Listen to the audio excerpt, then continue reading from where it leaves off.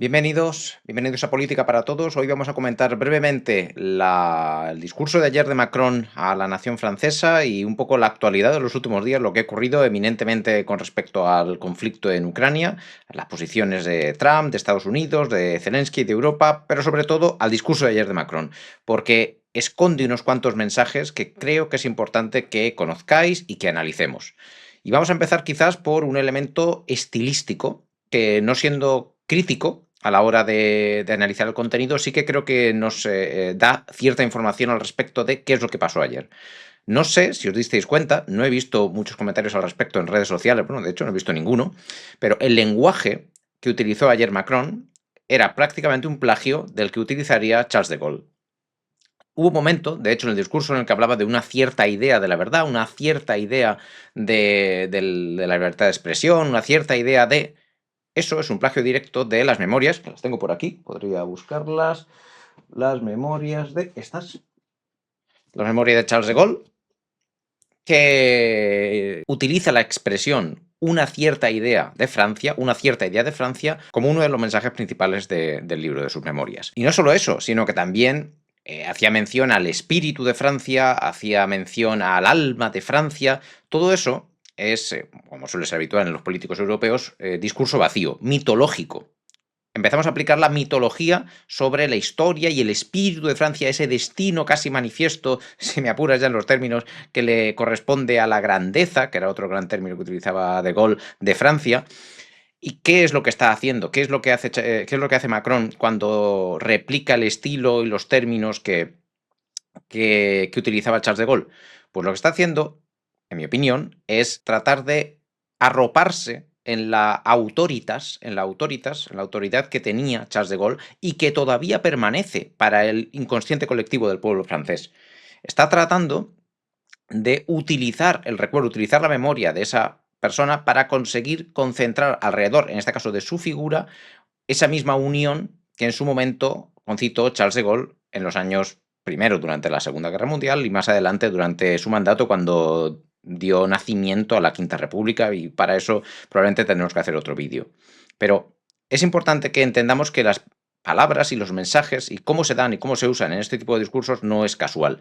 Y el hecho de que plagie directamente el estilo de Gaulle tiene una intención. Macron ayer quería apropiarse del carisma, del autoritas de Gaulle, para tratar de despertar en el pueblo francés un espíritu de unidad y urgencia frente a un enemigo exterior. Y ahora entraremos en lo del enemigo exterior, porque también es una fase, un momento clave de lo que está pasando ahora mismo en Europa. Y es que, lo sabréis, y si no lo sabéis os lo digo, y podéis mirar hemeroteca, libros de historia, cuando un régimen está en sus últimos momentos, cuando un régimen está débil, uno de los principales métodos, una de las principales estrategias que usan para tratar de reforzarse es recurrir al enemigo exterior, para tratar de forzar esa unidad a través del miedo, tratar de forzar esa unidad interior.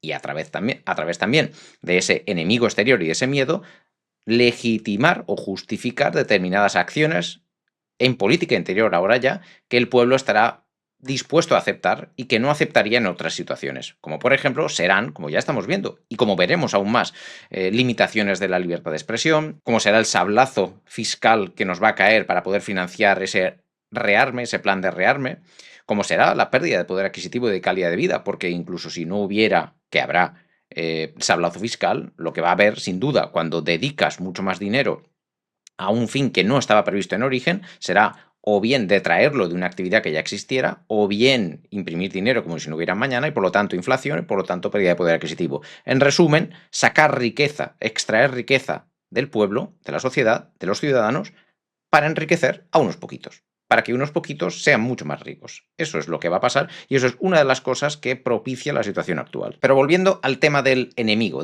exterior, todo lo que pasó ayer, todo lo que lleva pasando en los últimos meses, se basa en un principio que parece que todo el mundo ya acepta, o casi todo el mundo acepta, y nadie cuestiona. Y es que Rusia es nuestro enemigo. Rusia quiere conquistar Europa. Rusia quiere atacar Europa. Y no lo digo yo, de nuevo lo dice la historia. Esto no tiene por qué ser así, esto no es así. De hecho, cuando mejor le ha ido a Europa, ojo, con esto no quiere decir que no hubiera habido conflictos militares previos entre Europa y Rusia, por supuesto que los ha habido, pero Cuando Europa ha sido más estable, cuando Europa ha sido más próspera, ha sido precisamente en las épocas, en los periodos en los que ha habido acercamientos económicos, comerciales, acuerdos entre Alemania y Rusia. Por contra, los periodos en los que ha habido distanciamiento y ha habido enfriamiento de esas relaciones entre Alemania y Rusia han sido preámbulo de momentos en los que ha habido grandes conflictos militares en el continente. Por lo tanto, podemos decir, y yo creo que es bastante obvio por otra parte, aunque ahora mismo decir esta obviedad pueda parecer casi revolucionario o pueda parecer casi digno de un prorruso, a Europa le ha ido mejor y le irá mejor si encontrara la manera de volver a colaborar con Rusia. En lugar de enfrentarse, en lugar de amenazar, en lugar de sacar los cañones, en lugar de sacar las armas nucleares y esgrimirlas como un elemento de fuerza para protegerse de Rusia, lo que deberían hacer es aquello que ya está haciendo hoy en día Donald Trump. Encontrar la manera en la que puedas volver a sentarte en la mesa con Putin, llegar a un acuerdo de paz para Ucrania y restablecer la relación con Rusia. No lo olvidemos, Rusia es Europa, siempre lo ha sido. Culturalmente Rusia es Europa. Esto es así. Ahora intentan dividirnos y esos intentos de dividirnos vienen desde fuera, porque saben que Europa sería mucho más débil, es mucho más débil, si está separada de Rusia. Europa es mucho más débil, el continente es mucho más débil si se genera esa fractura. Y por eso están tratando de separarnos. De hecho, volviendo otra vez, vamos a volver a hacer mención a De Gaulle. De Gaulle tenía una expresión que a mí me gustaba mucho, y no quiero con esto magnificar la figura de Gaulle, que también tuvo muchos errores, pero para él, el proyecto de Europa era una Europa que fuera desde el Atlántico hasta los Urales, integrando a Rusia. Rusia es y debe ser parte del futuro de Europa. Una Europa que colabora con Rusia sería, de nuevo, potencia mundial. Y eso es ese papel, esa oportunidad, es la que nos está quitando Estados Unidos, es la que nos está quitando Trump. En este momento, en directo, lo estamos viendo, colaborando, saltándose a Europa para hablar directamente con Putin, a la vez enemistándonos a nosotros con Rusia, para que él tenga vía libre para hablar, para negociar y llegar a esos acuerdos que serían muy beneficiosos para nosotros. Y mientras nosotros, los europeos, a comprar armas, cañones, munición, aviones para defendernos de una amenaza ficticia, de una amenaza que no existe, de una amenaza que solo interesa a los europeos porque va a ser la llave de bóveda, va a ser el pilar en el que van a basar los abusos que estamos por ver, los que ya estamos viendo y los que veremos aún. Otra cuestión que me gustaría comentaros tiene que ver con el concepto de aliado, porque se está diciendo que Estados Unidos ya no es un aliado, de hecho lo dijo, que puede ser que ya no estuviera en nuestro lado, lo dijo ayer Macron, que ya no esté en nuestro lado Estados Unidos, o algunos otros han dicho en el pasado que pueda tratarse de un aliado, pero que ya no es tan fiable como lo era antes. Y aquí no quiero pasar por un experto en geopolítica, que no lo soy, pero sí que tengo algunos conceptos muy claros, y es que en política internacional no existen los aliados. Señores, métanselo en la cabeza, no existen los aliados. En política internacional existen los intereses, y puede ser que en ocasiones, durante un periodo de tiempo, dos estados tengan confluencia de intereses. Y merced a esa confluencia de intereses, pues oye, colaboramos, nos ayudamos, nos llevamos bien. Pero esto no tiene por qué durar siempre. No penséis en esos aliados como un socio estratégico en el que me tengo que apoyar permanentemente porque va a ser siempre mi aliado. Eso es un error estratégico, un error fatal. Y esto es, en parte, lo que ha pasado en Europa. Se han apoyado en la comodidad de tener a Estados Unidos, en la comodidad de ser vasallo, de ser sumiso a Estados Unidos. Pero yo, líder europeo, político europeo, vivo cómodo en este vasallaje, en esta sumisión, porque me permite hacer lo que yo quiero y no, me evita una serie de problemas. Esa pérdida de independencia que hoy estamos sufriendo ha sido fatal para Europa. Y en algún momento tocará despertarse. Y en algún momento tocará, yo creo que inevitablemente, echar a esta clase europea y cambiar los regímenes políticos europeos para poder verdaderamente tener estados independientes de Estados Unidos. De otra manera, no sería posible. De otra manera, vamos a estar permanentemente sometidos a la voluntad de estos líderes que ya han demostrado que no se preocupan en absoluto por los intereses de las naciones, de los ciudadanos. Les interesa su propio bienestar. Y volviendo al concepto de aliados y aliados estratégicos, volvemos a hacer una mención a De Gaulle, ya que lo sacó ayer Macron plagiando su estilo en el discurso, pues vamos a volver a hablar de De Gaulle. ¿Qué hizo De Gaulle? ¿Qué hizo De Gaulle? No sé, lo vais a flipar. ¿Qué hizo De Gaulle en los años 60? Fue concretamente en el año 66. Pues en el año 66, De Gaulle, primera cosa, me voy a salir de la OTAN. Señor presidente de Estados Unidos, Lyndon creo que era en ese momento, me voy a salir de la OTAN. Saque usted todos sus bases, hasta el último militar, hasta el último arma estadounidense. Yo quiero recuperar la soberanía sobre todo mi territorio. Por lo tanto, me salgo de la OTAN. Imaginaos eso hoy. No fue una salida completa de la OTAN, fue del mando militar, pero todo miembro del ejército de Estados Unidos debería salir de Francia. Y un poquito después se va a Moscú y en plena Guerra Fría, señores, años 66, se reúne con el presidente soviético en 1966 y firman un acuerdo de colaboración económico, en tecnología y en no sé qué más. ¿Era De Gaulle un enamorado? ¿Era De Gaulle un fanático? ¿Era De Gaulle un ideólogo del socialismo, del comunismo, de la ideología soviética? Por supuesto que no. Pero entendía que para ser independiente del mundo tienes que tener aliados aquí y allá. Y ojo, no me cae bien Trump, no me cae bien Putin. Pero para España, la posición inteligente, y esto creo que lo podríamos ampliar prácticamente a toda Europa, la posición inteligente sería la de ser capaz de hacer alianzas a un lado y al otro. Y que las alianzas que haga a un lado no condicionen que no pueda hacer alianzas al otro.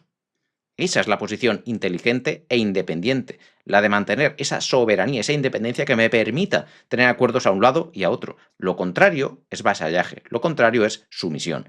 Y en esas estamos. Y para acabar el vídeo vamos a hablar un poquito del conflicto de Ucrania. Hoy, cómo está hoy y qué está pasando a falta de que salgan del Consejo Europeo en el que están reunidos hoy, ahora, y veamos cuáles son las conclusiones, aparte de que se apruebe o no una parte o su totalidad de este plan de rearme de Europa, ¿qué está pasando? En mi opinión, lo que está pasando es que los líderes europeos, aparte de que están permanentemente traicionando los intereses de las naciones y los ciudadanos, están atrapados en sus propias narrativas. Están atrapados en unas narrativas en las que mediante las cuales han construido a un malo malísimo que es Putin, a un malo malísimo que es Rusia y a una víctima que es Ucrania. Y ahora, en la actualidad, no son capaces de encontrar una salida digna, una salida decente, una salida de esta narrativa en la que se han metido, una salida de esta trampa en la que han entrado ellos solos. Además de que sus propias narrativas les están dejando atrapados, es un hecho que de alguna manera necesitan justificar ellos mismos frente a Estados Unidos que la OTAN siga siendo un proyecto necesario. Y para ello, nada mejor que la amenaza de Rusia y que haya un conflicto en Ucrania. Ojo, que Trump ya está diciendo que de hace tiempo que quiere acabar con este conflicto y que quiere acabar con él ya. Y en ese contexto, y con una alianza sólida económica entre Estados Unidos y Rusia, la necesidad de la OTAN es prácticamente cero. Europa está alargando el conflicto para darle sentido a la OTAN, porque tienen miedo, tienen temor de una ruptura de la OTAN. Un temor, ahí ya os lo digo también, en mi opinión, infundado. No creo que la OTAN corra riesgo. Corre mucho más riesgo la Unión Europea, porque está dejando ver las ineficiencias, está dejando ver la fragmentación, está dejando ver que la Unión Europea no es una unión política, por lo tanto no sirve para enfrentarse a este tipo de crisis. Eso sí que está quedando claro. Pero la OTAN, ¿qué es la OTAN? La OTAN no es más que un instrumento de sumisión, de control de Estados Unidos para controlar a los estados europeos. Esencialmente de eso se trata. Y para poder forzarles a que las compras de material militar se tengan que hacer de una determinada manera, con material estándar de la OTAN, etcétera, etcétera. Eso a Estados Unidos no le interesa romperlo y no lo va a romper. Lo que va a hacer es forzar a que el porcentaje de presupuesto de gasto militar que tienen sus socios de la OTAN sea muy superior. Pero Estados Unidos no va a romper la OTAN. Al contrario, va a usar, como está haciendo, va a usar la OTAN para exprimir a sus socios, para exprimir hasta el último euro que pueda sacarle al resto de socios europeos de la OTAN y de esa manera enriquecer a sus empresas armamentísticas. Eso sí lo va a hacer.